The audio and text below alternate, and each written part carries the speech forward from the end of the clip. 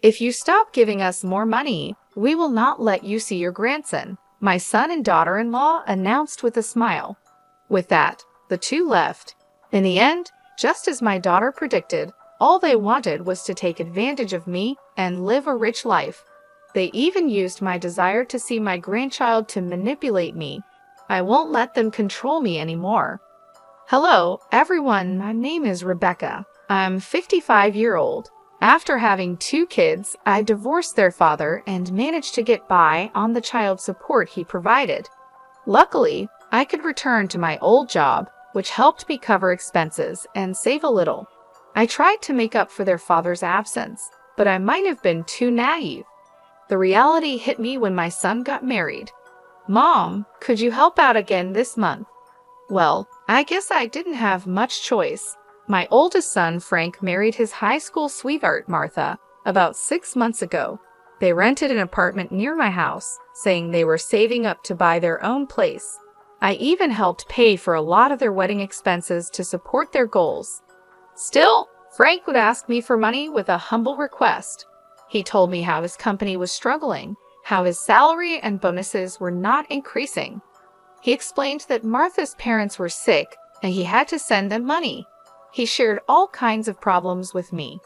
The more I listened, the more I felt he was being naive about his role as the family provider.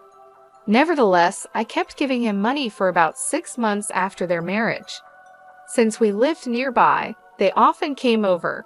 We frequently shared dinners, and I thought Frank was bringing Martha over to spend time with me. Even though they were newlyweds, they seemed to prefer being with me rather than spending time alone together. I even hinted at this once, but Martha just said, "Your cooking is so good, Rebecca. I could eat it every day." Although I was flattered, Martha never showed any interest in learning my recipes or helping me cook. The years went by like this until my daughter Julia started applying to colleges. At that critical time, I asked Frank and Martha to visit less often, but they still kept asking for money. Once the college applications were done, they went back to their frequent visits. Around that time, Julia and Martha began to have disagreements. "Rebecca, your financial help has really saved us. The economy is so tough, and Frank's company isn't doing well. But that bag you're carrying, Martha, it's designer, isn't it? You seem to be doing pretty well for yourself." "Come on, Julia, this isn't that expensive. Besides, you always butter up Mom for money," Martha said. "And Martha, don't you ever think of getting a part-time job or something?" Julia retorted. "Julia, that's rude." Martha snapped. "Who's being rude here? Don't you feel ashamed relying on your parents for money?" Julia shot back. "Well, I do feel sorry for Martha because I'm not earning enough," Frank interjected. "No, not to Martha, to Mom," Julia clarified. "It's all right, Julia. Let's stop this. We're all going through a tough time. Let's be understanding," Rebecca intervened. It wasn't the first or second time Rebecca had to step in between her children during meals. She understood Julia's complaints, but believed they needed to endure a bit longer. Rebecca trusted they would soon say they could stand on their own feet and wouldn't need more financial support. Above all, she didn't want to burden her children with money issues, especially without a father figure around. These thoughts ran through Rebecca's head as she finished dinner and began cleaning up. As Rebecca heard Martha speak up, she turned around with a smile, thinking the moment she anticipated had arrived. However, Martha's words caught her off guard. Excuse me," Martha began.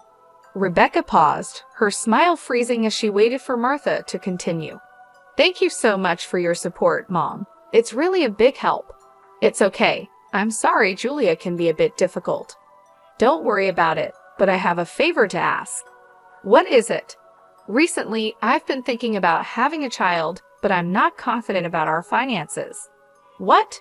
"Well, it's hard to have a baby when you're older, isn't it?" "Well, I suppose it can be challenging. So I was wondering if you could increase the amount of support money a little more." Rebecca was shocked. Frank and Martha weren't satisfied with standing on their own feet. They were actually planning to have a child in their unstable financial situation.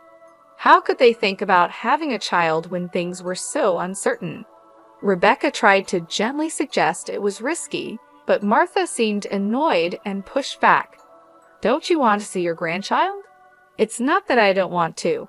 I'm an only child, and I really want my parents to meet their grandchild soon. But having a child will make things even tougher, don't you think? I'll get a job too. We'll figure it out. Frank assures me we can handle it. Despite Rebecca's concerns, Martha insisted they would manage fine, and there was nothing to worry about. Reluctantly, Rebecca agreed to increase their monthly allowance from $1,000 to $1,200. When she shared this with Julia, her daughter was upset. "Mom, they're taking advantage of you," Julia said. But Rebecca still hoped for the day when her children would be independent. A few years after she increased their allowance, Frank came to their house alone. He knew Rebecca was off from work that day and seemed anxious to talk. "Is Julia here?" "I think she's studying in her room." "Why? Do you need something?" "No, it's okay. I just have something to ask of you, Mom. I hope it's not bad news." "Well, I was wondering if you could increase the allowance a little more." I had expected it from Frank's demeanor, but I was deeply disappointed that both he and Martha continued to ask for money without any remorse. I took a heavy sigh and finally, in a stern voice, confronted Frank. "Enough is enough. How long do you plan on relying on your parents?" No, you're misunderstanding. Martha has been getting tests done at the hospital." "Is Martha sick?" "No, not like that. She's been getting tests done for childbirth, and it's turning out to be more expensive than we thought. We're short on cash. That's why I warned you about the risks of having a child without proper planning. What will you do if something unexpected happens? If the child needs medical care or if one of you falls ill? Begging me for money isn't a solution. Don't be so upset. I didn't expect the tests to cost this much." Isn't that strange? I turned around at the sudden interruption to see Julia, who had apparently been in the living room. Frank looked irritated, trying to hush her, but Patricia cut him off and approached. "What kind of tests are you talking about for childbirth? Would a pregnancy test be enough to know if she's pregnant?" "I'm not sure. Martha went to the hospital alone. All I know is we're short on money." "Why did you let Martha go alone for something so serious? Usually, couples go together to see the doctor, right?" "Frank, you're off today, aren't you?" "Don't interfere. You're just a kid who doesn't understand pregnancy." "You're the one who doesn't understand Frank."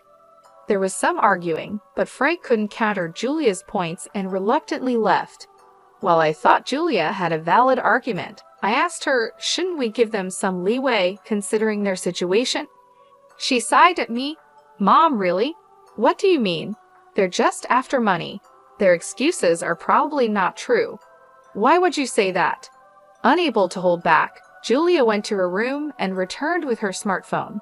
She showed me several pictures. It was Martha's expensive bag. Martha claimed it's a cheap one, but I think it's real. She mocked my bag, calling it pathetic, and laughed. "This bag costs $1,200, the same as the monthly allowance?" "Yeah, and it's a high-end brand. No matter how cheap she says it is, she had a different expensive bag each time she visited. I think she's just using the allowance for these things." "You might be right. Martha had so many different bags. She was laughing at you behind your back, thinking you didn't notice." Then Julia showed me a recording. It was a conversation between Martha and Julia, recorded when I was at work and Martha had come over. "Julia, I know you don't care about money and only carry cheap bags, right? Could you ask your mom to increase the money she sends me? You did something like this before and got money from Mom, didn't you? An extra $200 isn't enough.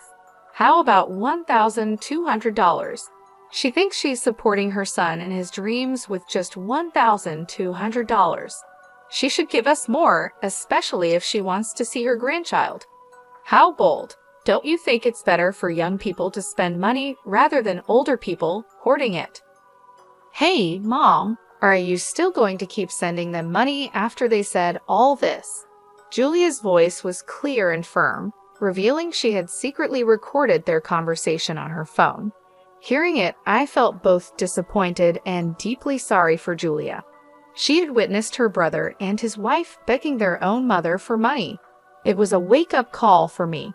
I decided I needed to have a serious talk with Frank and Martha. "I need to talk to Frank and Martha," I said. "I'm glad if you're going to do that. I'll support you however I can," Julia replied. "Thank you." The next day, I invited them over to my house. Martha arrived with one of her expensive bags, looking pleased. Julia and I sat down with them in the living room. "I'm going to stop sending you money." "What? What are you talking about?" "We can't handle this kind of surprise," Martha said, her voice rising. "That's right, Mom. My medical expenses are adding up, and it's causing me a lot of trouble," Frank added. "Why don't you save your money instead of buying those expensive bags?" I asked.